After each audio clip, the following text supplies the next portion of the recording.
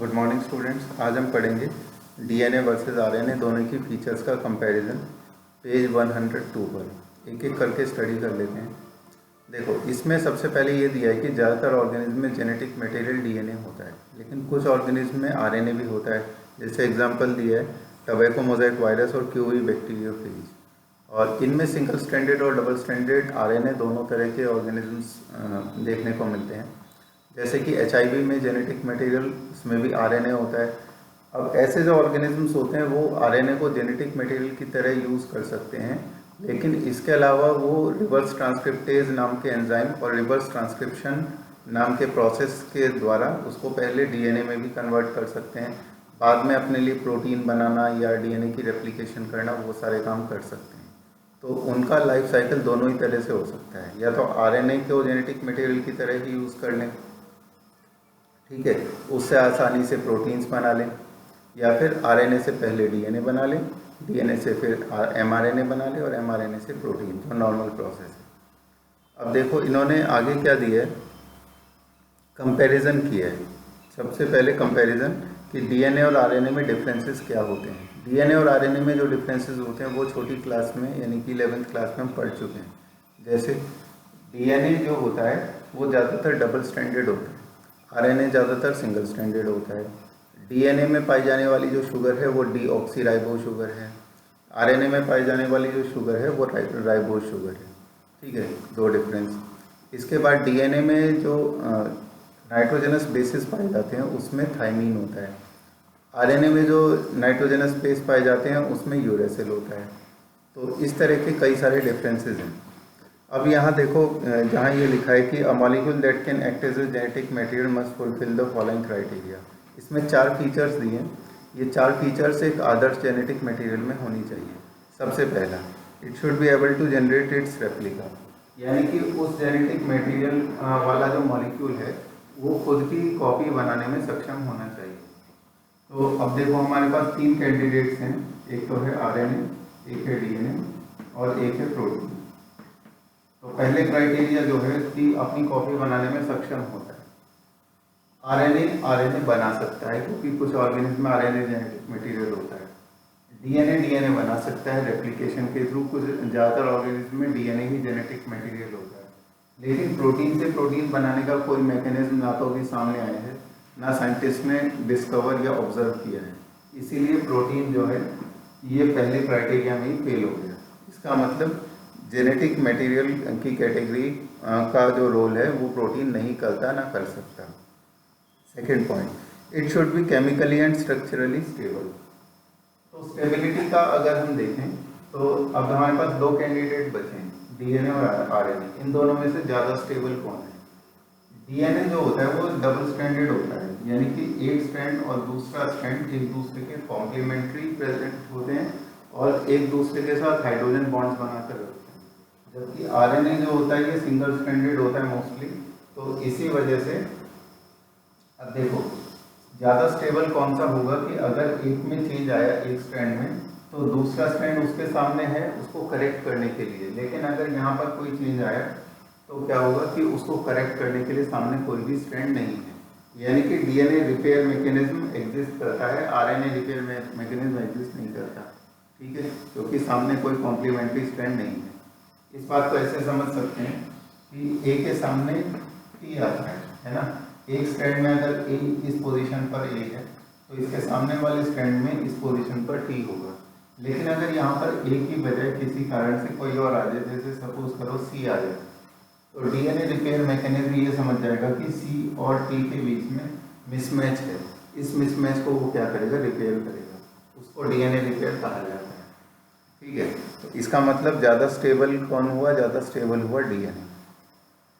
DNA के ज़्यादा stable होने का एक कारण और है कि डीएनए में जो शुगर पाई जाती है वो डीऑक्सीराइबोस शुगर है। डीऑक्सीराइबोस शुगर, इसका मतलब ये हुआ कि जब मैंने एक दिन डायग्राम बना के दिखाया था कि उसमें क्या है कि जो पेंटोज शुगर है उसके सेकेंड कार्बन में पाई जाती है ऑक्सीजन OH ग्रुप आरएनए के केस में, और डीएनए के केस में वो नहीं पाया जाता, -OH ग्रुप। इसीलिए इसे डीऑक्सीराइबोस कहते हैं। अब ये जो -OH ग्रुप होता है ये आरएनए में प्रेजेंट होता है, वहाँ पर ये उसको क्या देता है, ज़्यादा रिएक्टिवनेस देता है, वो ज़्यादा रिएक्टिव हो जाता है, यानी कि कम स्टेबल हो जाता है। और डीएनए में ये होता नहीं, dash OH group second position पे, जिस वजह से कम रिएक्टिव यानी कि ज़्यादा स्टेबल हो जाएगा।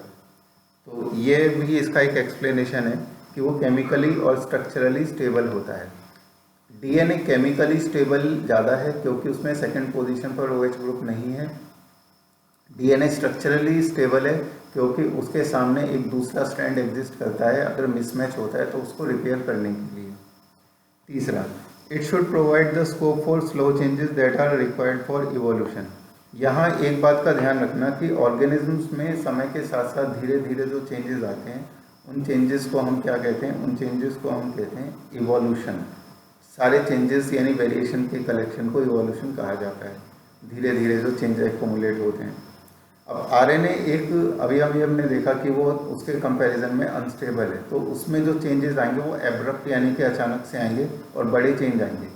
डीएनए में अगर चेंज आते हैं तो वो छोटे छोटे चेंज और लंबे समय में बहुत धीमे धीमे आएंगे। तो इसीलिए स्लो चेंजेस को कौन फेवर करता है, स्लो चेंजेस को फेवर करता है डीएनए। यानी कि थर्ड हमारा क्राइटेरिया जो है, इसमें भी डीएनए ही कारगर हुआ।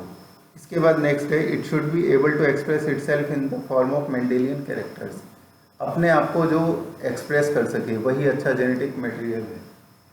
तो डीएनए एमआरएनए बनाता है ट्रांसक्रिप्शन से, और एमआरएनए ट्रांसलेट होकर बनते हैं प्रोटीन। ये सेंट्रल डॉग्मा है ना। इस प्रोसेस का नाम है डीएनए ट्रांसक्रिप्शन, इसका नाम है ट्रांसलेशन। आरएनए जो होता है ये डायरेक्ट एमआरएनए की तरह काम कर सकता है।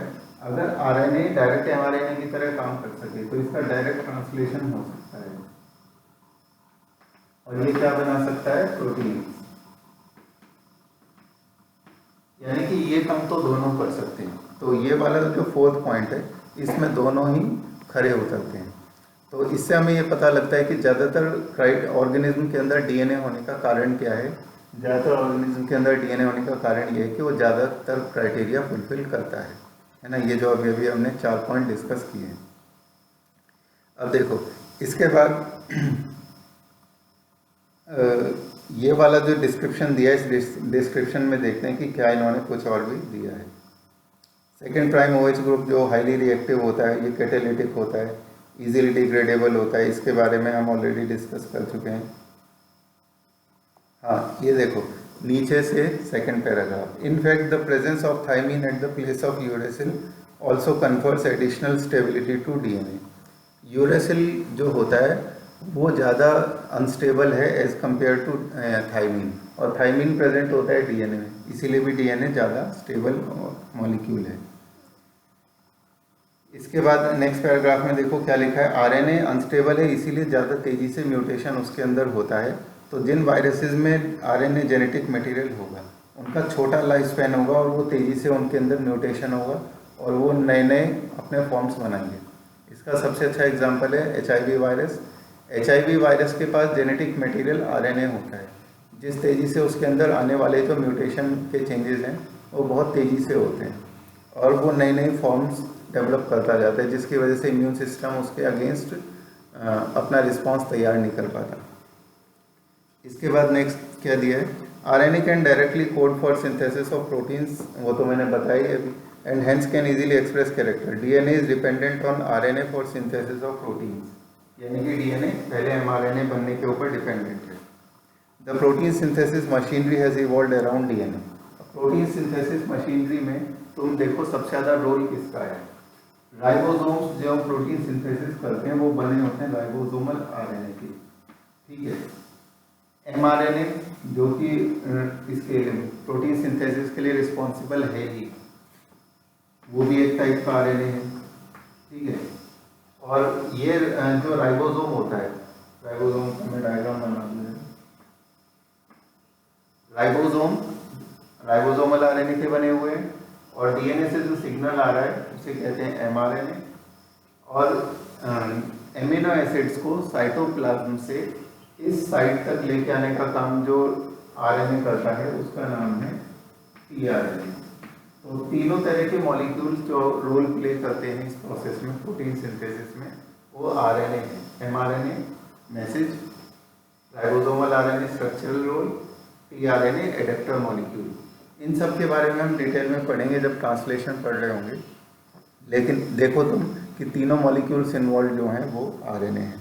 तो इससे हमें क्या पता चलता है, it has evolved around RNA. Both RNA and DNA can function as genetic material, but DNA being more stable is preferred for storage of genetic material, है ना। क्यों स्टेबल है वो अभी हमने डिस्कस कर लिया है। For the transmission of genetic information RNA is better. अब देखो नेक्स्ट जो टॉपिक है उसमें क्या लिखा है कि आरएनए वर्ल्ड नाम दिया है। अपना जो हमारी दुनिया है, यानी कि हमारी जो ये सृष्टि कहना चाहिए, इसको आरएनए वर्ल्ड क्यों कहते हैं? इसको आरएनए वर्ल्ड इसीलिए कहते हैं क्योंकि इसमें ज़्यादातर पोजीशंस पर या ज़्यादातर रोल जो प्ले करता है वो आरएनए प्ले करता है एज़ कम्पेयर टू डीएनए। लेकिन डीएनए में स्टेबिलिटी ज़्यादा होती है तो जेनेटिक मटेरियल का काम वो करता है। तो इन्होंने इस पैराग्राफ में देखो क्या क्या लिखा है। आरएनए के रोल पहले देख लेते हैं। अब यहाँ देखो, पहले वो मैसेज की तरह काम करता है। यहाँ वो इस स्ट्रक्चर को बनाता है जिस स्ट्रक्चर का नाम राइबोसोम है। यहाँ पर वो एडेप्टर मॉलिक्यूल की तरह काम करता है जो कि एमिनो एसिड को इस जगह लाकर रखेगा। इन तीन के अलावा आरएनए जेनेटिक मटेरियल की तरह काम करता है कुछ ऑर्गेनिज्म में, कुछ ऑर्गेनिज्म में एंजाइम की तरह काम करता है। ठीक है, ये अलग अलग फंक्शंस हैं उसके। From foregoing discussion, an immediate question becomes evident, which is the first genetic material. It should be discussed in detail the chapter on chemical evolution, but briefly we shall highlight. RNA पहला genetic material था क्योंकि RNA simple है, RNA तेजी से evolve हो सकता है, इसलिए आरएनए ही पहला जेनेटिक मटेरियल है।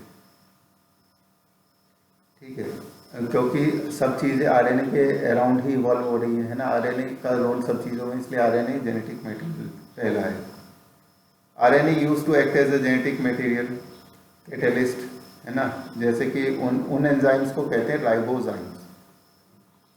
There are some important biochemical reaction living system that are catalysed by RNA catalyst, not by protein. उन एंजाइम्स को जो केमिकली आरएनए हैं उनको राइबोजाइम्स कहते हैं। पहली बार डिस्कवर्ड किया था रॉबर्ट केच ने। ठीक है, एक एग्जांपल है जो स्प्लाइसिंग वाला प्रोसेस होता है। स्प्लाइसिंग यानी कि पोस्ट ट्रांसक्रिप्शनल मॉडिफिकेशन, आगे आने वाले टॉपिक्स में हम पढ़ेंगे। तो वो जो है वो आरएनएज नाम के राइबोजाइम से कैटेलाइज होता है। इसके बाद दिया है but RNA being a catalyst was reactive. तो जो कैटलिस्ट होगा वो रिएक्टिव भी होगा, इसीलिए ज़्यादा स्टेबल कौन माना गया, वो डीएनए हुआ। और डीएनए की इवोल्यूशन आरएनए से हुई है क्योंकि एक स्ट्रैंड अगर दो कॉम्प्लीमेंट्री स्ट्रैंड एक दूसरे से मिल जाए तो क्या बनेगा, एक डबल स्ट्रैंड बन जाएगा जो कि डीएनए होगा। केमिकल मॉडिफिकेशन हुई। कैसी केमिकल मॉडिफिकेशन हुई? सेकंड प्राइम पोजीशन पर जो OH था वो हट गया, है ना। थाइमिन ने रिप्लेस कर दिया यूरेसिल को, इस तरह से चेंज आया है।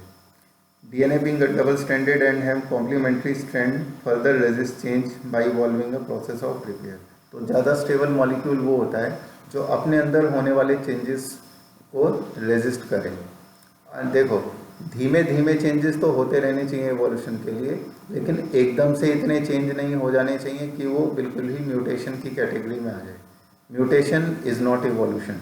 म्यूटेशन का मतलब होता है एब्रप्ट चेंज एक ही स्टेप में। जैसे फॉर एग्जांपल एक एक करके अगर हम सीढ़ी चढ़ते हैं या स्लोप से ऊपर जाते हैं तो वो कैसा है, ग्रेजुअल चेंज है।